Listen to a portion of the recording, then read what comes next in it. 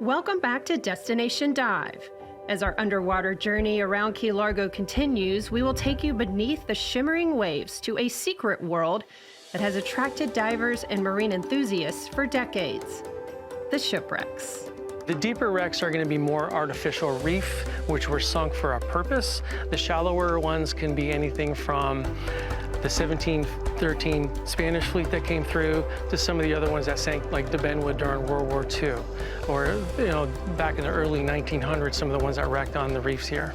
Ships have been sinking in these waters for centuries. In the 19th century, the Florida Keys were known as a treacherous stretch of coastline, a graveyard for ships. Many sank after colliding with the shallow elbow reef lurking just below the surface. Over time, these wrecks have evolved into living reefs. The shallow wrecks that we dive in here off the Key Largo area are part of the actual reef structure. The reef has grown over the wrecks. They've been here for most of them over 100 years now. One of the most famous wrecks in the Keys is the Benwood. Located at depths of 25 to 45 feet deep, this wreck sank in 1942 and holds some amazing historical significance. So this was during World War II, when the German U-boats were notoriously around, so they were sailing with lights out. And you can imagine how dark it gets out here at nighttime. And with two boats coming head to head and they collide together, the Benwood was smaller and it lost. And when you look at the bow from sitting back from the little bit, you can actually see the indention in the bow where the two boats collided. Wrecks like the Benwood in the waters around Key Largo provide shelter, food, and breeding grounds for thousands of species of fish and corals. Another popular wreck just 6 miles offshore of Key Largo is the city of Washington. The city of Washington did have quite of a journey. It was in Cuba for a little bit during 1911. It basically became a barge towards the end of its life, and it sank in 1917 here on the reef. It's been down there for a long time. It's endured lots of hurricanes, lots of storms, but it's still there, still pretty, and has a lot of history in that area.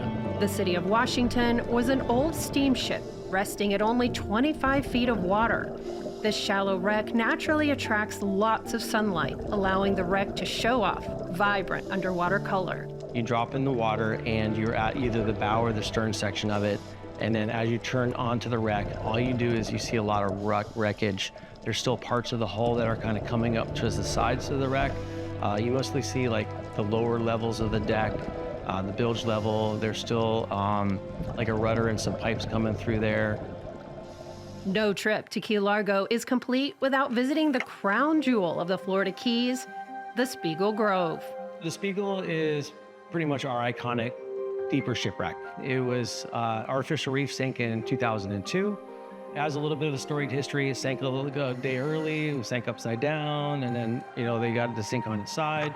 And then Hurricane Dennis 3 years later rolled it upright and made it sit exactly how they wanted it to sit. This massive 510-foot long ship was sunk to create an artificial reef. It's now one of the largest wrecks in the world, open to more advanced recreational divers.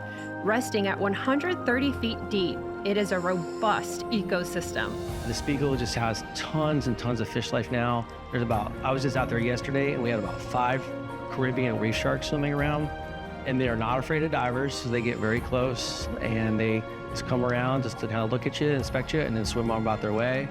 With the American flag waving in the current on the bow of the ship, this wreck is a sight to behold and a special reminder of how the ocean is both a guardian of history and a catalyst for life.